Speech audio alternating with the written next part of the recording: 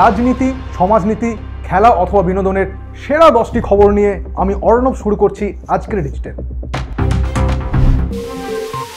SIR আতঙ্কে প্রাণ হারালেন আরও 3, তালিকায় নাম নেই। দুশ্চিন্তাতেই কুলপি শাহাবুদ্দিন ও ধূপগুড়ি লালুরামের মৃত্যু। পদবি ভুল থাকার আতঙ্কে মৃত্যু সাঁইথিয়ার বিমান প্রামাণিকের। দাবি পরিবারগুলির, এসআইআরকে দুষছে তৃণমূল, পাল্টা বিজেপি।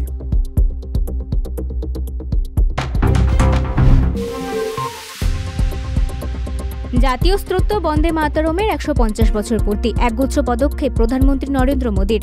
বন্দে মাতরমের সার্ধশতবর্ষ উপলক্ষে 1 বছরব্যাপী উদযাপন, বিশেষ স্ট্যাম্প ও কয়েনও প্রকাশ প্রধানমন্ত্রীর। প্রথম দফার ব্যাপক সাফল্যের পর ফের ডায়মন্ড হারবারে শুরু হচ্ছে সেবাশ্রয়। জন্মদিনের দিনে সামাজিক মাধ্যমে ঘোষণা তৃণমূল সর্বভারতীয় সাধারণ সম্পাদকের। 1 ডিসেম্বর থেকে 22 জানুয়ারি পর্যন্ত ডায়মন্ড হারবারের 7টি বিধানসভা কেন্দ্রের পর্যায়ক্রমে চলবে অভিষেক বন্দ্যোপাধ্যায়ের সেবাশ্রয় ক্যাম্প। এসআইআর ঘোষণা হতেই শহরে একাধিক আবাসনের সমস্যা, হঠাৎ উধাও হয়ে যাচ্ছে পরিচারিকারা। বারাসত কলকাতাতে কাজে আসেন অনেক পরিচারিকা, কাজে আসেন বনগাঁও হাসনাবাদ শাখার বহু মানুষ। এসআইআর ঘোষণা হতেই কাজে আসছেন না পরিচারিকারা, ফলে সমস্যায় অনেক বাড়ি। আজ বালিপাচারে অভিযুক্ত অরুণ সারাফকে নগর দায়ের আদালতে পেশ। বৃহস্পতিবার ইডির হাতে গ্রেপ্তার হয় জিডি মাইনিং এর মালিক অরুণ সারাফ। দীর্ঘ জিজ্ঞাসাবাদের পরই গ্রেপ্তারি। পাচার চক্রে একাধিক ব্যবসায়ী ও প্রভাবশালী জড়িত থাকার সম্ভাবনা। মসৃণ হচ্ছে ভারত আমেরিকার দ্বিপাক্ষিক সম্পর্ক। এবার সাংবাদিকদের মুখোমুখি হয়ে ট্রাম্প জানালেন রুশ তেল কেনা অনেকখানি কমিয়ে দিয়েছে ভারত। আগামী বছর ভারত সফরে আসতে পারেন মার্কিন প্রেসিডেন্ট।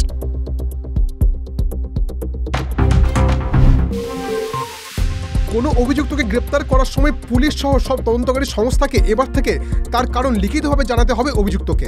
এমনই বড় নির্দেশ সুপ্রিম কোর্টের। অভিযুক্ত ব্যক্তি যে ভাষা বোঝে সেই ভাষাতেই কারণ জানাতে হবে।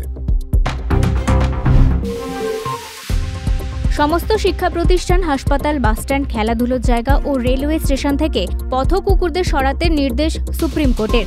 8 সপ্তাহের মধ্যেই পথ কুকুরদের সরিয়ে ডগ শেল্টারে পাঠানোর নির্দেশ।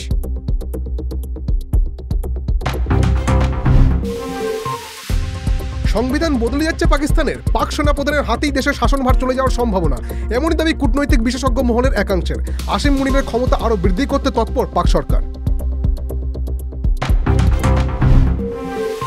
নভেম্বরের শুরুতেই হাওয়ায় হালকা শীতের আমেজ।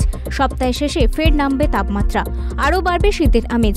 বিশেষ করে পশ্চিমের জেলাগুলিতে এক ধাক্কায় 2 থেকে 3 ডিগ্রি নামবে পারদ। যদিও জাঁকিয়ে শীতের জন্য রাজ্যবাসীকে অপেক্ষা করতে হবে আরও কিছুদিন। আজকের ডিজিটাল এই পর্যন্তই। অন্যান্য প্রতিবেদনের জন্য চোখ রাখুন অবশ্যই সিএন ডিজিটালে।